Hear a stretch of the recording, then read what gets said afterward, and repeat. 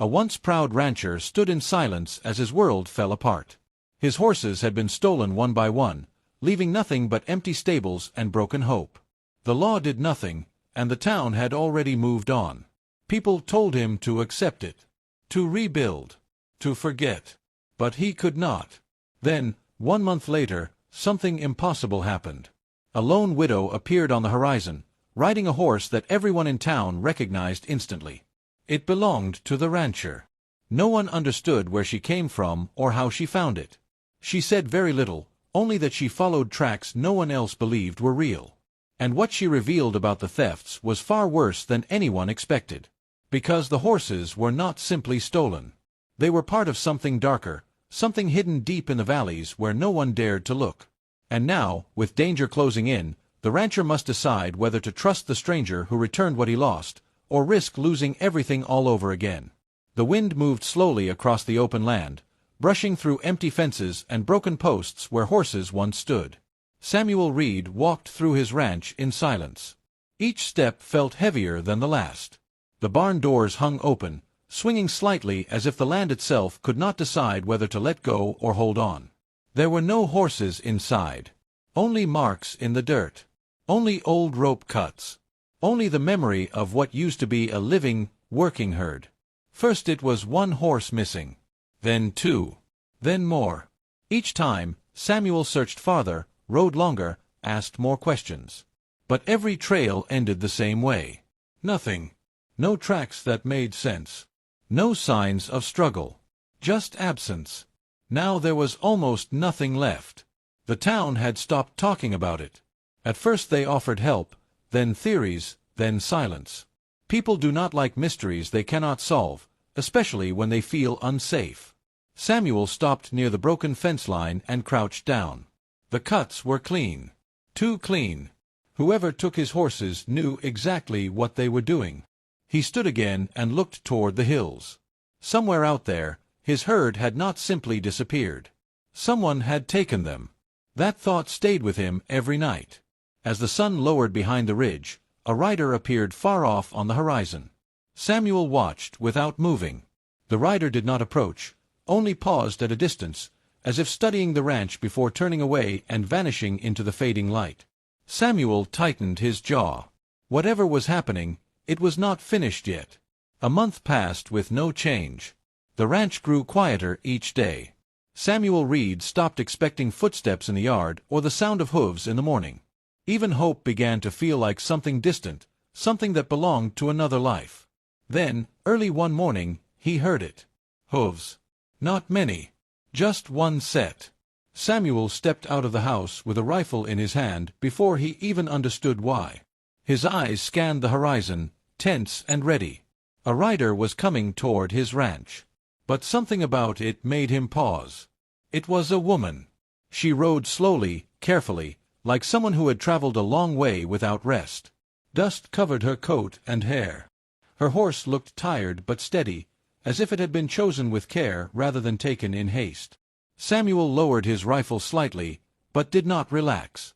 The woman stopped a short distance from the fence and dismounted. She did not speak at first. Instead, she gently guided the horse forward into view. Samuel froze. He knew that horse. It was one of his missing stallions. His voice came out rough. "Where did you get that horse?" The woman looked at him calmly. "I brought it back." Samuel stepped closer, disbelief and anger mixing in his expression. "You brought it back from where?" The woman reached into her saddlebag and pulled out a small piece of torn rope with his ranch mark still visible. "I followed the trail no one else wanted to follow." Samuel stared at the rope, then at the horse, then back at her. "That horse was stolen a month ago. No one has seen anything since." "I saw it," she said. "And others like it. Hidden where people stopped looking." Samuel's grip tightened. "Who are you?" The woman hesitated before answering. "Sarah Whitmore. A widow from the next county." He had heard the name once, but never connected it to anything like this. Samuel studied her carefully. "You rode into unknown land alone just to return one horse." Sarah shook her head slightly. "I did not stop at one." Silence stretched between them. Then she added quietly, "And what I found is not just theft. It is something planned." Samuel did not trust her at first. A part of him wanted to believe the horse simply wandered and was found. That would have been easier than accepting what she was saying. But the rope fragment on his palm did not lie. Neither did the horse standing in his corral that night. So he followed her. They rode out early, before the sun fully rose, when the land still held a cold silence. Sarah moved with quiet certainty, choosing paths that did not look like paths at all. Narrow cuts between rocks, shallow riverbeds, and old hunting trails that most riders ignored. Samuel stayed behind her, watching everything. After hours of riding, he finally spoke. "You said you saw more than one horse." Sarah nodded without turning. "I saw groups of them. Not scattered. Gathered." "Where?" She slowed slightly. "In a valley no one talks about." Samuel frowned. "Every valley around here is known." "This one is not," she replied. The land began to change as they traveled deeper into the hills. The open range tightened into stone walls and narrow passages.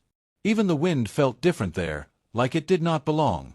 By midday, Sarah stopped. Ahead of them, hidden between cliffs, was a break in the land.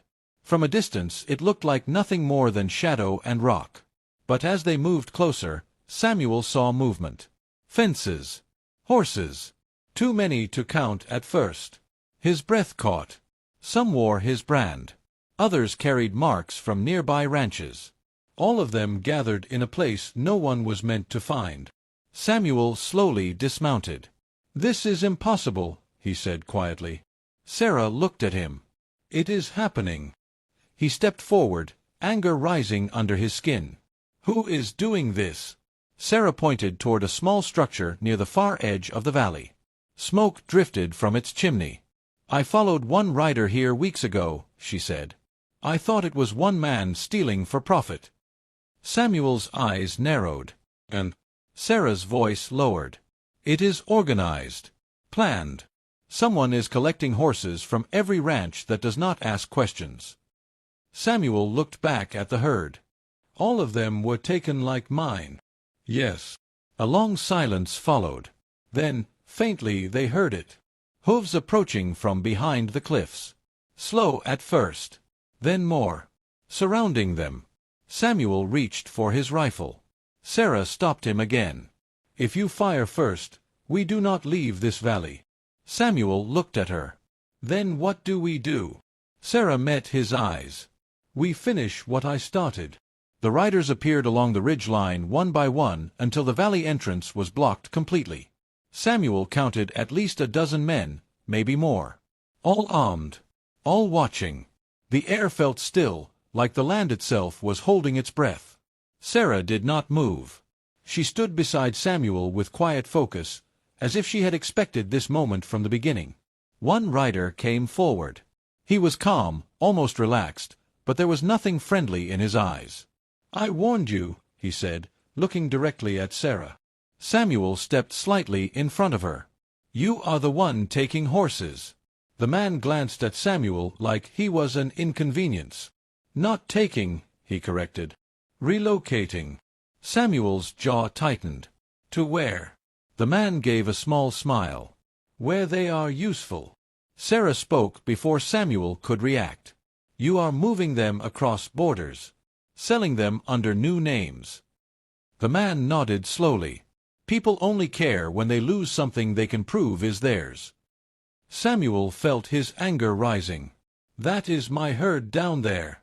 And now it is part of something bigger," the man replied. Behind them, more riders closed in, forming a circle around the valley. Samuel looked at Sarah. "How many ranches?" She hesitated. "More than yours." A cold silence followed. Then the man lifted his hand slightly.